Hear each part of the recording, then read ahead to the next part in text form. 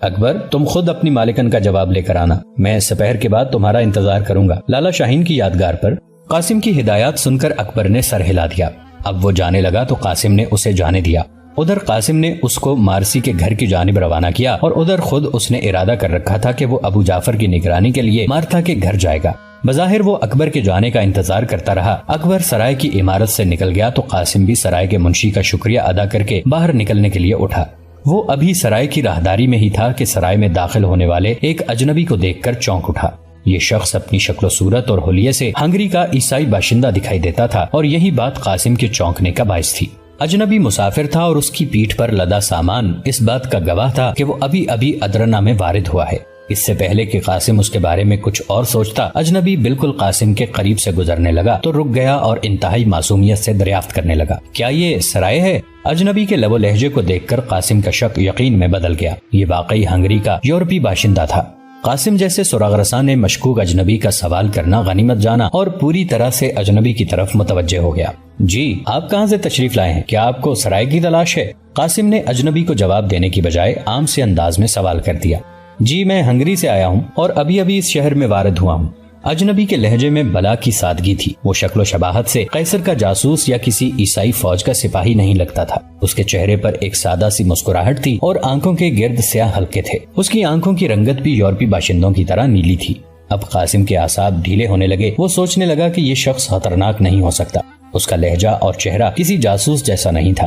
یہ کوئی سوداگر یا بیوپاری ہی ہو سکتا ہے۔ چنانچہ قاسم نے دل سے جانے کا فیصلہ کر لیا اور ویسے ہی ازراہ معلومات اجنبی سے آخری سوال کر دیا۔ لیکن اس سے پہلے اس نے اجنبی کو بتایا کہ ہاں یہ سرائے ہے اور بہت اچھی سرائے ہے، آپ غالباً سوداگر ہیں۔ قاسم کا لہجہ استفہامیہ تھا۔ وہ شخص بھول پن سے ہنس دیا اور زور زور سے نفی میں سر ہلانے لگا۔ نہیں مجھے سوداگر مت کہیے، میں دنیا کو خریدنے کے لیے نہیں نکلا اور نہ ہی بیچنے کے لیے۔ میں تو لوگوں کو یہ بتانے کے لیے نکلا ہوں کہ دنیا کی خرید و فروخت بند کر دو۔ زندگی بہت مختصر ہے جسے خرید و فروخت میں نہیں گزار دینا چاہیے۔ ایک دم سے قاسم کی دلچسپی اجنبی میں پھر بڑھ گئی۔ اس نے اجنبی کو ٹٹولنے کے لیے پھیکی سی مسکراہٹ کے ساتھ کہا، آپ کی سوداگر والی بات ٹھیک ہے لیکن زندگی کے مختصر ہونے والی بات غلط ہے۔ زندگی کہاں مختصر ہے؟ زندگی تو بہت طویل ہے۔ پہلے اس دنیا میں جینا پڑتا ہے، پھر اس دنیا میں۔ موت کا فرشتہ تو صرف انسان کا بدن چھوتا ہے، وہ روح کے مرکز سے دور رہتا ہے۔ اجنبی نے کچھ دیر کے لیے حیرت سے پھٹی پھٹی آنکھوں کے ساتھ قاسم کی بات سنی اور پھر تیزی سے اپنی پیٹھ کا سامان اتارنے لگا۔ اگلے لمحے وہ قاسم سے بغلگیر ہو رہا تھا۔ واہ میں کتنا خوش نصیب ہوں، ادرنا میں پہلے قدم پر ہی میری ملاقات ایک مناسب آدمی سے ہو گئی۔ آپ نے زندگی کی بات خوب کہی، یہ بہت بڑی بات ہے۔ کیا آپ حکیم ہیں؟ اجنبی کی بات سے قاسم ہنس دیا اور کہنے لگا، نہیں حضور یہ بہت بڑی بات نہیں ہے، بالکل عام سی بات ہے۔ یہ بات تو آپ کو مسلمانوں کا کوئی چھوٹا سا بچہ بھی بتا سکتا ہے۔ اب اجنبی پہلے سے بھی زیادہ حیران ہو رہا تھا۔ کیا واقعی مسلمانوں کا کوئی چھوٹا سا بچہ بھی یہ بات بتا سکتا ہے؟ جی ہاں چھوٹا سا بچہ بھی، قاسم نے مسکراتے ہوئے جواب دیا۔ اب وہ اجنبی کو کوئی خپتی سمجھ رہا تھا کیونکہ اس نے دیکھا کہ اجنبی اب خلا میں گھورتے ہوئے اپنے آپ سے باتیں کر رہا تھا۔ اجنبی کہہ رہا تھا، اس کا مطلب ہے مذہب کے پاس بھی کائنات کے مشکل سوالوں کا جواب ہے۔ میں تو سمجھتا تھا کہ مذہب ایسے ہی کچھ سمجھدار لوگوں کی چکر بازی ہے۔ اگر مسلمان موت کے قائل نہیں تو یقیناً ان کے پاس انسان کی مقصدیت کا اعلیٰ اور برتر شعور موجود ہے۔ اس کا مطلب ہے کہ میں ٹھیک جگہ پر آ گیا ہوں۔ ہاں میں ٹھیک جگہ پر آ گیا ہوں، اب میں پیاسا نہیں رہوں گا۔ اے اربان سنا تم نے، میں ٹھیک جگہ پر آ گیا ہوں۔ اجنبی کی باتیں سن کر قاسم کی دلچسپی ایک بار پھر بڑھنے لگی، لیکن اس کے پاس وقت کم تھا۔ اسے ابو جعفر پر ہاتھ ڈالنے کے لیے منصوبہ بندی کرنا تھی۔ وہ مزید نہیں رک سکتا تھا، چنانچہ وہ اجنبی سے اجازت لے کر جانے لگا تو اجنبی نے اس کا بازو پکڑ لیا۔ آپ کہاں چل دیے؟ چلیے میرے ساتھ، میں اجنبی ہوں، میری رہنمائی کیجیے، آپ مجھے اچھے انسان دکھائی دیتے ہیں۔ قاسم رک گیا اور انتہائی متانت کے ساتھ اجنبی سے مخاطب ہوا، محترم میں آپ کے ساتھ ابھی تو نہیں چل سکتا، البتہ آپ سرائے میں ٹھہریے، میں آپ سے ملنے کے لیے پھر حاضر ہو جاؤں گا۔ لیکن آپ نے اپنا نام اور ادرنا میں اپنے آنے کا مقصد تو بتایا ہی نہیں۔ آپ کچھ نہیں بتائیں گے تو آپ کی ہمارے ساتھ اجنبیت کیسے دور ہوگی؟ اجنبی کسی قدر خفت آمیز لہجے میں بولا، میں معذرت چاہتا ہوں کہ میں نے نام نہیں بتایا، میرا نام اربان ہے، میں ہنگری کا رہنے والا ہوں اور ابھی قسطنطنیہ سے یہاں وارد ہوا ہوں۔ میں کوئی باقاعدہ کام تو نہیں کرتا، البتہ لوہا ڈھالنے کا کام میں بہت اچھی طرح سے جانتا ہوں، میرے ہاتھ میں آ کر لوہا پگھلنے لگتا ہے۔ آپ پیشے کے لحاظ سے مجھے اس دور کا داؤد کہہ سکتے ہیں۔ اب قاسم پھٹی پھٹی آنکھوں سے اردبان کو دیکھ رہا تھا۔ قاسم نے پرجوش انداز میں اربان کے دونوں ہاتھ پکڑ لیے اور انتہائی محبت بھرے لہجے میں کہا، محترم اربان آپ ہمارے معزز مہمان ہیں، آپ سرائے میں قیام کیجئے، آپ کے اخراجات میں برداشت کروں گا۔ اس وقت مجھے جلدی ہے، میں کل کسی وقت آپ کی خدمت میں حاضری دوں گا۔ قاسم نے معذرت خواہانہ انداز میں قربان سے اجازت لی اور سرائے سے باہر نکل آیا۔ اب اس کا رخ قصر سلطانی کی جانب تھا، جہاں طبقہ امراء کی رہائش گاہیں تھیں۔ وہ قصر سلطانی کے عقبی محلے میں ابو جعفر پر نظر رکھنے کے لیے جا رہا تھا۔ اسے مارتھا کے دروازے تک پہنچنا تھا اور پھر نگرانی کے لیے کسی ایسی جگہ کا انتخاب کرنا تھا جہاں سے وہ ابو جعفر کی نقل و حرکت پر نظر رکھ سکتا، لیکن اسے مارتھا کے دروازے تک جانے کی ضرورت پیش نہ آئی۔ اسے دور سے مارسی کا کوچوان دکھائی دیا۔ ابھی کچھ وقت پہلے بغدادی دروازے کی ایک سرائے میں قاسم اس لڑکے کو مارسی کے نام ایک خط دے چکا تھا۔ قاسم سوچنے لگا کہ وہ گلی میں سر راہ اکبر کو آواز دے کر بلائے یا نہ بلائے۔ پھر اس نے ایک فیصلہ کیا اور اسی جانب چل دیا جس جانب اکبر جا رہا تھا۔ وہ چند گلیوں میں اکبر کا تعاقب کرتے ہوئے مڑتا چلا گیا۔ بالآخر اس نے اکبر کو دیکھا، وہ اندرون شہر جانے والی سڑک پر مڑنے لگا تھا۔ چنانچہ اس نے آواز دے کر اکبر کو روک لیا۔ لڑکے نے مڑ کر دیکھا تو حیرت سے اس کا منہ کھلے کا کھلا رہ گیا۔ وہ تیز تیز قدموں سے چلتا ہوا قاسم کے قریب آیا۔ قاسم نے اسے کسی غیر معمولی انداز میں ملنے کی بجائے اپنی دھن میں چلتے رہنا مناسب سمجھا۔ کچھ ہی دیر بعد اکبر قاسم کے ہمراہ قدم سے قدم ملا کر چل رہا تھا اور کسی طوطے کی طرح بولتا چلا جا رہا تھا۔ آج مالکن بہت خوش تھی صاحب، آپ کا خط ملنے پر وہ مسرت سے اچھل گئی۔ پھر نہ جانے کیوں مالکن نے بڑی مالکن اور اس کے مہمان کی باتیں سننے کے لیے اس کمرے کی کھڑکی پر کان لگا دیے جہاں وہ دونوں بیٹھے باتیں کر رہے تھے۔ مالکن نے مجھے بھی کہا کہ میں ان کی باتیں سننے کی کوشش کروں۔ آج مالکن بہت خوش ہیں صاحب، وہ اس سے پہلے کبھی اتنی خوش نظر نہیں آئی۔ اکبر ابھی بولتا جا رہا تھا کہ قاسم نے درمیان میں اس کی بات کاٹ دی اور کہنے لگا، تو کیا تم نے بھی ابو جعفر اور مارتھا کی باتیں سنی تھی؟ جی ہاں، اکبر نے مختصر سا جواب دیا۔ قاسم نے پوچھا، کیا باتیں سنی تھی تم نے؟ اکبر نے ماتھے پر شکنے ڈال کر کچھ دیر سوچنے کے بعد کہا، وہ دونوں یعنی چری کی فوج میں ہونے والے واقعات پر باتیں کر رہے تھے۔ ابو جعفر کہہ رہا تھا کہ یہ کارروائی سلطان کے شاہی سراغ رساں کی لگتی ہے، اور مارتھا یاد رکھنا یہ شاہی سراغ رساں انتہائی خطرناک اور چالاک شخص ہے، میں اس سے مل چکا ہوں، اس نے گھوڑے جیسا بدن، چیتے جیسی آنکھیں اور لومڑی کا دماغ پایا ہے۔ اکبر اتنا بتا کر خاموش ہو گیا تو قاسم نے پرتجسس لہجے میں پھر کہا، بس کیا یہی کچھ سنا تم نے یا کچھ اور بھی؟ اکبر پھر کہنے لگا، ابو جعفر شہزادہ علاؤدین سے ملنے کی بات بھی کر رہا تھا۔ وہ مارتھا کو بتا رہا تھا کہ شہزادہ اس کے ہاتھ میں ہے اور مارتھا کو گھبرانے کی ضرورت نہیں۔ وہ بہت دھیمی آواز میں باتیں کر رہے تھے، کوئی جملہ سنائی دیتا تھا اور کوئی جملہ سمجھ میں نہیں آتا تھا۔ میں نے صرف اتنی باتیں سنی، البتہ مالکن تمام وقت وہاں کھڑی رہیں۔ قاسم کے لیے اتنا ہی بہت تھا۔ اس نے چلتے چلتے آخری سوال کیا، کیا ابو جعفر ابھی تک وہیں ہے؟ نہیں، وہ ابھی کچھ دیر پہلے وہاں سے چلا گیا ہے، البتہ یہ معلوم نہیں ہو سکا کہ وہ کس جانب گیا ہے، شاید مالکن کو معلوم ہو۔ قاسم چلتے چلتے یکدم رک گیا۔ اسے اکبر سے جو کچھ پوچھنا تھا اس نے پوچھ لیا تھا۔ اب اسے اکبر کے ساتھ مزید گلیوں میں بھٹکنے کی ضرورت نہیں تھی۔ اس نے پیار بھرے انداز میں اکبر کو 2-3 اشرفیاں تھمائی اور اس کے کندھے کو تھپ تھپاتا ہوا ایک جانب چل دیا۔ وہ راستے میں سوچ رہا تھا کہ ابو جعفر کے غدار ہونے میں اب کوئی شک باقی نہیں رہا۔ اس کے ذہن میں ایک بار پھر ابو جعفر کی نیلی آنکھیں کھٹکنے لگیں۔ اسے یہ تو یقین تھا کہ ابو جعفر سلطنت عثمانیہ کے خلاف ایک خطرناک سازش کا اہم مہرہ ہے، لیکن اس کے ذہن میں پیدا ہونے والا یہ خیال ابھی شک ہی تھا کہ ابو جعفر عرب ہونے کی بجائے یورپی باشندہ ہے۔ وہ چاہتا تو یہی تھا کہ ابو جعفر کی اصل حقیقت کو آشکارا کرے، لیکن اس خطرے کہ بغاوت کسی بھی وقت سر اٹھا سکتی ہے، اس نے اپنی تفتیش کو مزید طول دینا مناسب نہ سمجھا اور فیصلہ کیا کہ وہ ابو جعفر کو موقع دیے بغیر گرفتار کرے گا۔ چنانچہ وہ انتہائی تیز قدموں کے ساتھ چلتا ہوا خفیہ محکمے کے سربراہ بہرام کے دفتر کی جانب بڑھنے لگا۔ اب سپاہیوں کے ایک دستے کی ضرورت تھی تاکہ وہ سلطان کے عطا کردہ خصوصی اختیارات استعمال کرتا ہوا ابو جعفر کو دن دہاڑے حراست میں لے سکتا۔ آج اس کا دن بہت مصروف تھا۔ اسے سپہر کے بعد مارسی کا پیغام موصول کرنے کے لیے لالا شاہین کی یادگار تک بھی جانا تھا اور اسے آج کے دن میں ہی ابو جعفر جیسے اثر و رسوخ رکھنے والے شخص کو گرفتار کر کے سازش کے تانے بانے تلاش کرنے تھے۔ وہ صبح سے ابھی تک پیدل چل رہا تھا، لیکن اب اسے ایک مسلح دستے کی ضرورت تھی اور ایک بہترین گھوڑے کی بھی۔ اس کام کے لیے اس نے بہرام خان کو ملوث کرنا مناسب سمجھا اور سیدھا قصر سلطانی کے قریب واقع سرکاری محکموں کی عمارت میں داخل ہو رہا تھا۔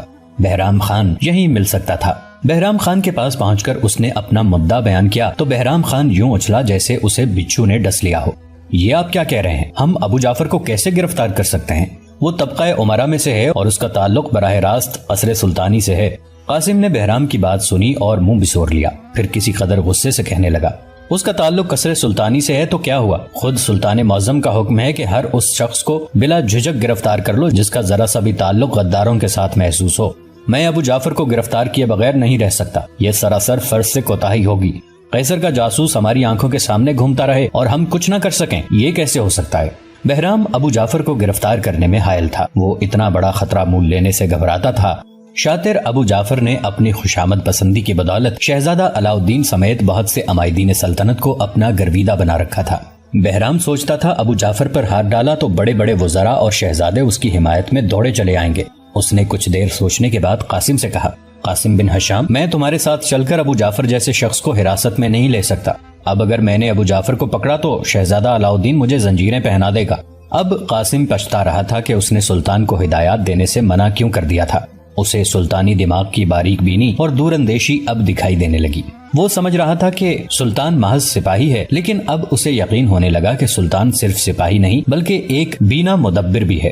اسے اپنی عاقبت نااندیشی کا احساس ہوا۔ آج اگر سلطان نے سالاروں کو حکم دے رکھا ہوتا تو اسے یہ مشکل پیش نہ آتی۔ اس نے آخری کوشش کے طور پر بہرام خان سے پھر کہا، بہرام خان، سلطان نے تمہاری موجودگی میں سر دربار مجھے شاہی سراغ رساں مقرر کیا ہے۔ میں تمہیں حکم دیتا ہوں کہ ابو جعفر کو گرفتار کرنے کے لیے میری مدد کرو۔ اب بہرام بغلے جھانکنے لگا۔ یہ سچ تھا کہ سلطان نے جب قاسم کو شاہی سراغ رساں مقرر کیا تھا تو بہرام خان بھی دربار میں موجود تھا۔ بہرام خان اس وقت محض اس لیے پسو پیش سے کام لے رہا تھا کہ سلطان نے اسے خصوصیت کے ساتھ محکمہ جاتی حکم جاری نہیں کیا تھا۔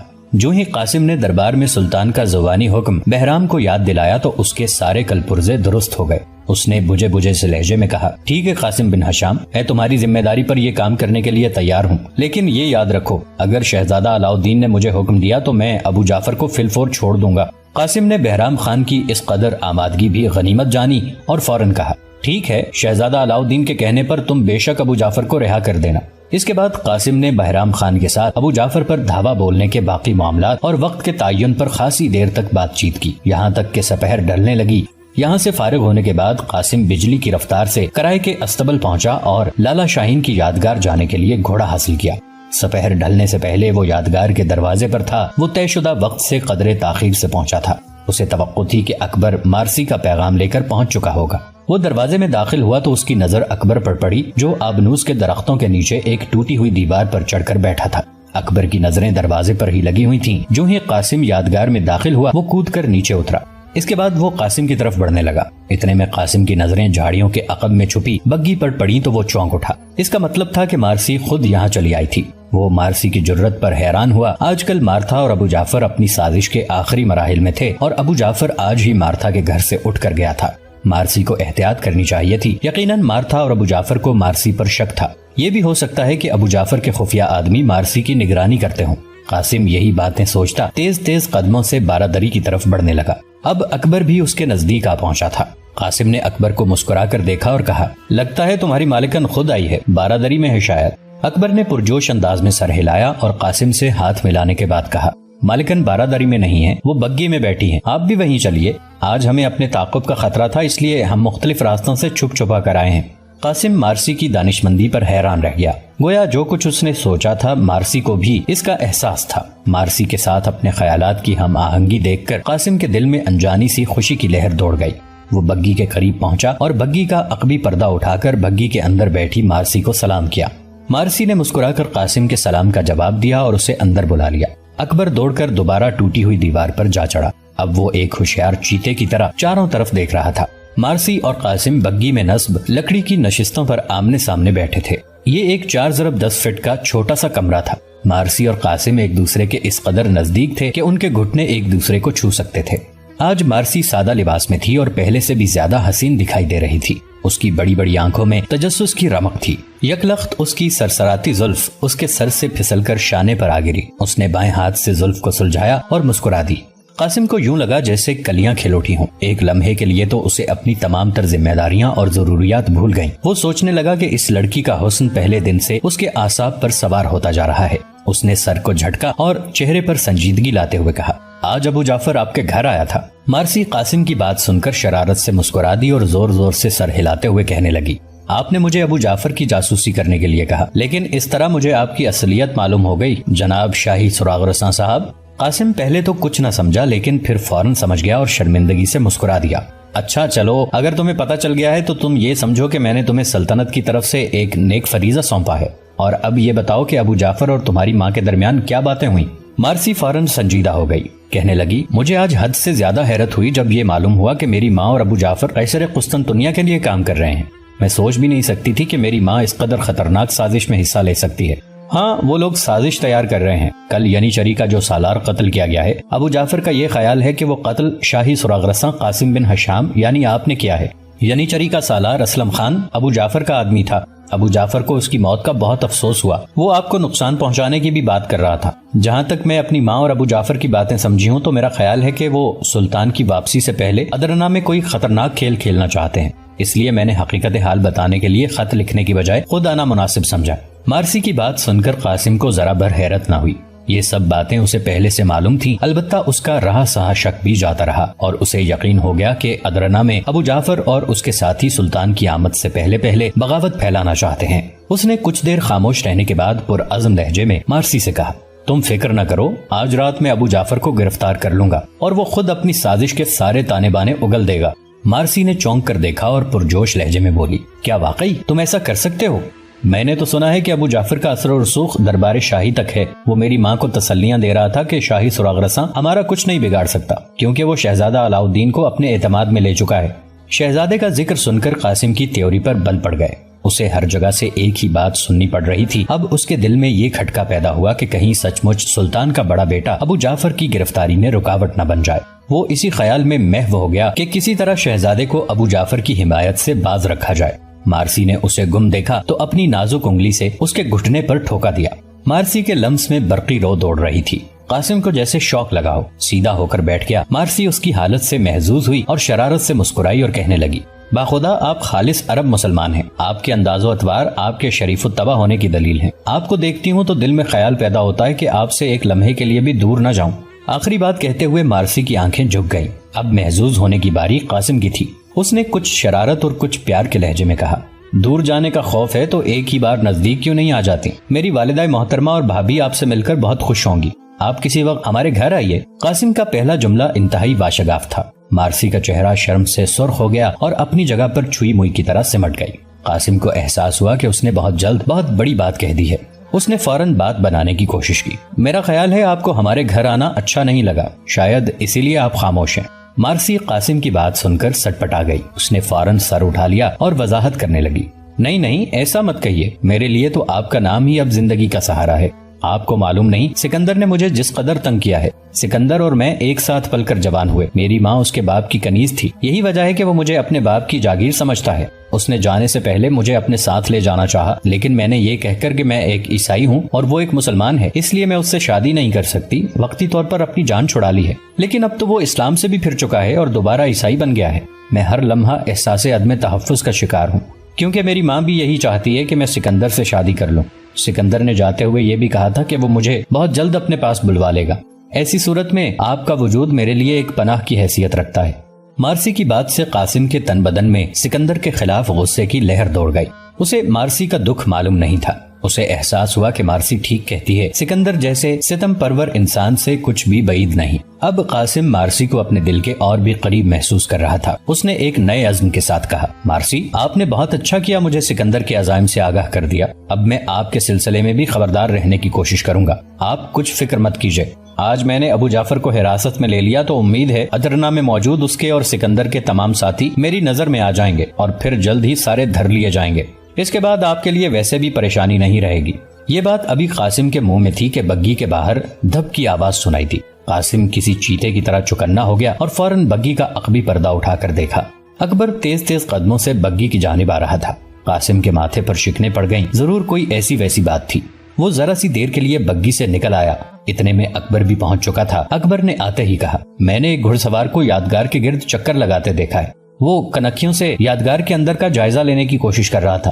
ایک دم قاسم کے اعصاب تن گئے، اس کا ہاتھ اپنی تلوار کے قبضے میں چلا گیا۔ اس نے اکبر سے کہا، تم بگی میں تیار بیٹھو، میں باہر کا جائزہ لیتا ہوں، اب ہمیں چلنا ہوگا۔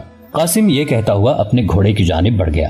مارسی نے بھی اکبر کی بات سن لی تھی۔ اس کا دل نئی صورتحال پر زور زور سے دھڑکنے لگا اور اس نے بھی اپنی چادر میں چھپایا ہوا خنجر نکال کر ہاتھ میں پکڑ لیا۔ ہمارے اس چینل کو سبسکرائب کر کے نیچے موجود بیل آئیکن کو بھی ضرور کلک کیجیے گا۔ اگلی ملاقات تک کے لیے ہمارا اور آپ کا اللہ نگہبان۔